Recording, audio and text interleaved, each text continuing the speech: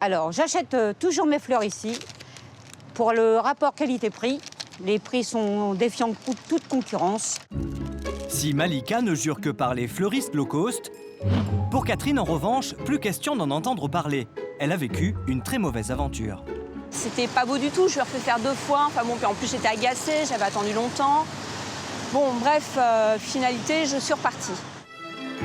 Pour déclarer son amour, entretenir la flamme, lors d'une invitation ou simplement pour faire plaisir, les fleurs sont idéales.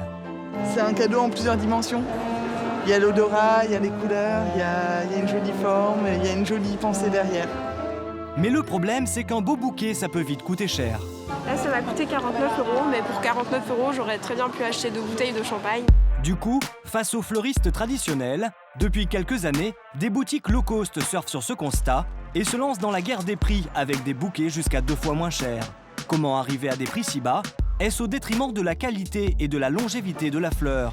Notre enquête commence dans le nord de la France avec Pierrick, propriétaire de 4 boutiques low cost. Alors, on est en principe moins cher de l'ordre de 30 à 35% par rapport à nos concurrents. Concrètement, une rose chez nous se vend, une grande rose à 1,90 € quand elle est affichée bien souvent à 3 voire 3,50 € chez nos concurrents. Premier élément de réponse sur les prix bas. Pour économiser en main-d'œuvre et faire baisser la facture, Pierrick mise sur le libre service. Autre intérêt, ce patron crée un cercle vertueux. Avec des fleurs moins chères, il augmente ses ventes car ses clients n'achètent plus seulement pour de grandes occasions. Du coup, aujourd'hui, on a introduit un nouveau type de consommation, une consommation que j'appelle particulière, puisque les consommateurs achètent des fleurs pour eux-mêmes régulièrement, ce qui permet donc de fleurir leur maison, d'acheter un produit pour eux de façon régulière. Et ça marche. Apparemment, la veille, les clients ont été très nombreux. Il était temps, on n'a plus rien, on a tout vendu, on attendait les fleurs là avec vraiment impatience.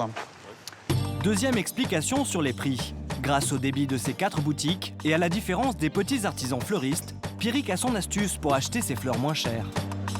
Notre secret, en fait, est tout simple. Nous achetons en Hollande. Donc, nous ne passons pas par des grossistes en France. Donc, les fleurs sont non seulement fraîches, mais on y gagne également beaucoup en termes de prix d'achat. Car c'est en Hollande que se trouve le plus important marché aux fleurs du monde. Ici, c'est la danse des chariots. Des millions de fleurs défilent sur 16 km de rails, dans 990 000 m² de bâtiments. Nous retrouvons Pierrick en compagnie de Wim.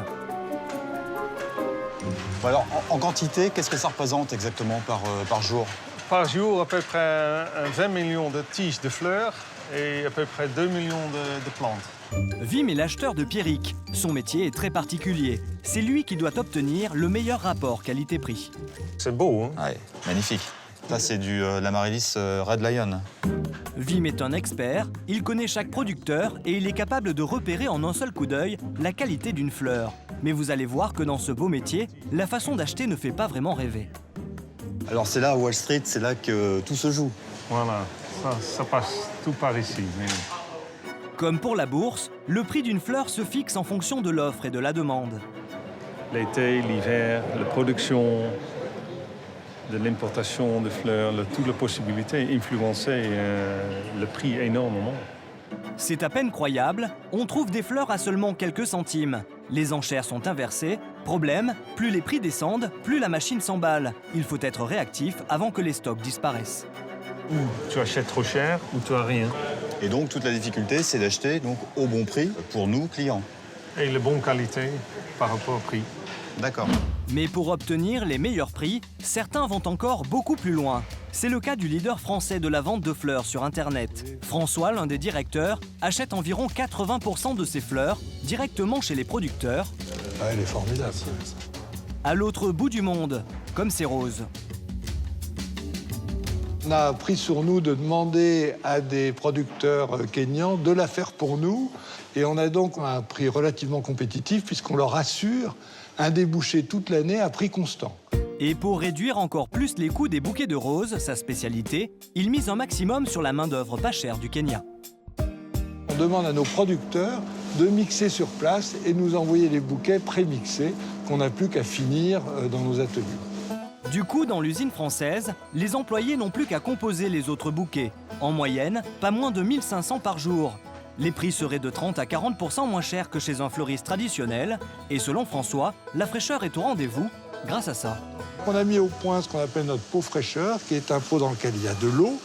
Et donc, comme vous le voyez, le pot, de par sa forme très particulière, peut se retrouver dans tous les sens sans que l'eau fuit.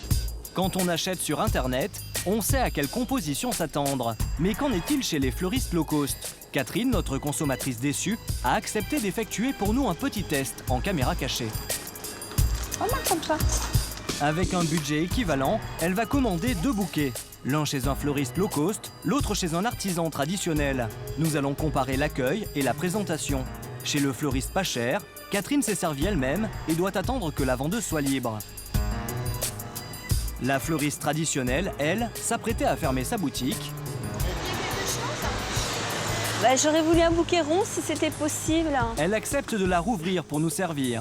Chez le low cost, Catherine n'a trouvé que des fleurs basiques. Chez le traditionnel, on lui propose des pivoines. C'est pas laid. C'est pas laid, ça change un petit peu. Ça change. Le bouquet low cost coûte 30 € contre 33 € chez le fleuriste traditionnel. Avec ces 2 bouquets en main, Catherine va maintenant demander l'avis des passants. Lequel préfériez-vous? Si vous aviez un cadeau à faire ou pour vous-même? Moi, je préfère celui-là. Les deux sont vraiment très jolis. Alors, le plus beau, franchement... Non, celui-là. Ben, j'aime bien les pivoines. Celui de droite. Celui-ci. Celui-ci, Pour les pourquoi? pivoines. Très bien. Sur 6 personnes interrogées, 5 préfèrent le bouquet traditionnel, notamment grâce aux pivoines. Le savoir-faire et la diversité des fleurs, c'est ce que les artisans comme Monique mettent en avant. Je le referai. Ça nous demande d'avoir beaucoup de produits, très différents, pas forcément en quantité, mais suffisamment différents pour amener satisfaction à toute cette variété de clients que nous avons. Surtout, elle mise sur la convivialité. Allez, à bientôt. Super. Vous voyez, on est des amis chez Monique. Voilà. Merci, bonne journée, au revoir. Au revoir. Car comme tous les fleuristes indépendants, ce qui lui manque, c'est la compétitivité sur les prix. Thierry, distributeur de fleurs, milite pour que les artisans fleuristes se regroupent. Monique. Bonjour. Ami du jour, bonjour. Mais Thierry a du mal à convaincre. Les artisans pensent qu'en restant indépendants, ils peuvent plus facilement choisir leurs produits. Chez Monique, 40% de ses fleurs sont d'origine française. Demain, je n'irai pas faire une grosse commande de muguet vers quelqu'un que je ne connais pas et vers qui je pourrais me retourner si jamais le muguet qui me livre n'est pas beau. Justement, concernant la qualité, nous avons tenté une expérience pour savoir si des fleurs low cost pourraient rivaliser avec des hauts de gamme. À gauche, une rose, une tige d'hortensia et du muflier produits en France et achetés chez un fleuriste haut de gamme. À droite, des fleurs identiques mais étrangères et achetées dans une boutique low cost. Premier constat, les hauts de gamme sont plus belles. Nous les avons ensuite conservées dans les mêmes conditions. Et au bout d'une semaine, le résultat est sans appel. 2 des 3 fleurs haut de gamme sont encore en forme. Les low cost sont fanés. Allez, gâteau. Au revoir. Jorge Varda est un fleuriste reconnu. Il travaille notamment pour un célèbre palace parisien. Et pour cet artiste, pour être sûr de la qualité d'une fleur, il n'y a pas de secret. C'est comme dans le vin, il faut mettre un certain prix pour avoir un produit de très bonne qualité. Dans sa boutique, il propose des fleurs d'exception. Pour lui, il n'y a pas 36 solutions pour être sûr de conserver ses fleurs plus longtemps. Les conseils de base, à part d'acheter ces fleurs chez un fleuriste et pas dans un supermarché, eh bien, il faut recouper régulièrement, donner de l'eau et toutes ces histoires de grand-mère avec des aspirines, de l'eau de Javel et tout, ça, c'est vraiment pas vrai. Avec ces conseils, vous voici bien armé pour faire votre choix. À vous maintenant de voir le prix que vous mettez. Mais surtout, n'oubliez pas que l'essentiel avec les fleurs, c'est le plaisir d'offrir.